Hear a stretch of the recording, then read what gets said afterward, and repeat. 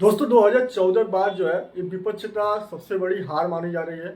2014 चुनाव से पहले जो है मार्च 2014 में विपक्ष के द्वारा जो है वो वक्फ बोर्ड तो 135 ऐसी अवैध प्रॉपर्टी जो है और वक्फ बोर्ड को सौंपी गई थी, जिसके बाद जो है मालिक ने जो संपत्ति था उसके मालिक ने प्रयास किया, लेकिन वो प्रयास करने बाद भी उन्हें वो वापस नहीं हुआ और वो बहुत ज़्यादा परेशान हुए। लेकिन ये इसलिए ऐसा हुआ क्योंकि विपक्ष तो डर था कि कहीं मैं चुनाव हार न जाऊं। भले ही लास्ट में वो चुनाव हार जाता है, लेकिन उसने अपना जो भी पैतरा था, जो भी दाव था, उसने अपनाया, लेकिन लास्ट में चुनाव हार गया। आज जो है वक्फ बोर्ड पे जो बिल पास हुआ है, ये बहुत ही महत्वपूर्ण बिल पास हुआ और आज विपक्ष जो है इस बिल को पास होने से रोक नहीं पाए। और इस जो बिल ये पास हुआ है, आखिर ऐसा क्या है इस बिल में कि जिसपे पूरे देश में इतना ज़्यादा बवाला हो रहा है, जिसपे पूरे देश में मुस्लिम समाज जो है और जो है उस चीज को लेकर जो है इतना ज़्यादा नाराज है। किस बात को लेकर? आखिर जो विपक्ष के नेता हैं वो बीजेपी को जो है गलत साबित करना चाहते हैं।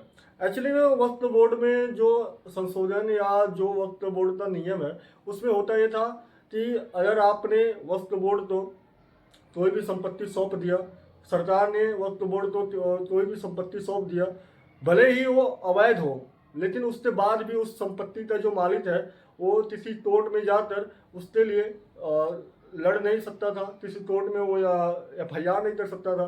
अगर उसे उस चीज़ को लेकर लड़ना था तो जो वक्फ बोर्ड का कोर्ट था वो वहीं पे जाकर वो वहाँ पे ही उस चीज़ को लेकर अपनी शिकायत जो कर सकता था। ये चीज़ें जो हैं अब समाप्त कर दी गई हैं। अगर इसके बाद जो भी कोई भी ऐसी संपत्ति है जो वक्फ बोर्ड के नाम से किया जा रहा लेकिन वो अवैध है, तो उस वक्फ बोर्ड का जो मालिक है मतलब उस संपत्ति का जो मालिक है वो उस चीज़ को लेकर कोर्ट में जा सकता है और कोर्ट में जाकर उस चीज़ का जो है शिकायत कर सकता है। दूसरी चीज़ें, वक्फ बोर्ड में जैसे महिलाओं का अलाउ नहीं था, वो चीज़ें हटा दी गई हैं।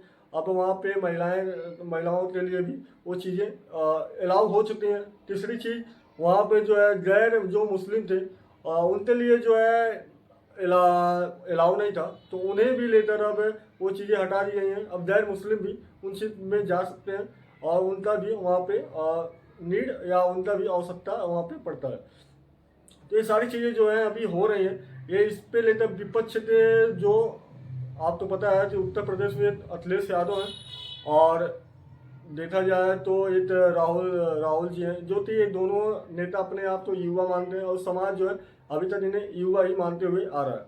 लेकिन इस बिल के पास होते टाइम या संसद में जब ये बिल पेश किया गया उस टाइम पे राहुल जी वहाँ पे मौजूद नहीं थे।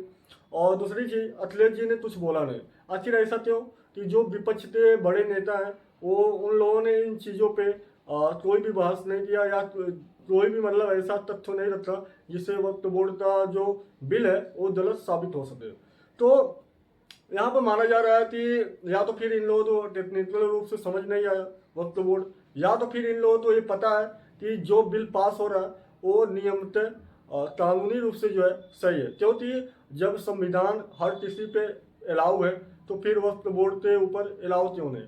अगर वक्फ बोर्ड के ऊपर संविधान अलाउ होता है तो फिर जो चीज़ें वक्फ बोर्ड के खिलाफ नहीं की जा सकती हैं या जो अवैध प्रॉपर्टी को लेकर वक्फ बोर्ड के कोर्ट में ही जाना होता है, उन चीज़ों को लेकर गलत कैसे कोई हो सकता है? तो इन चीज़ों पे जो है अभी बिल पास हो चुका है और ये बिल जो है बहुत ही अपने आप में महत्वपूर्ण रहा और इसमें जो है मुस्लिम का भी समर्थन रहा। बहरहाल आपका क्या इस बिल पे राय है? आप अपनी राय जो है कमेंट बॉक्स में जरूर देना। मिलते हैं अगले वीडियो साथ, तब तक ले जाए जय भारत, वंदे मातरम।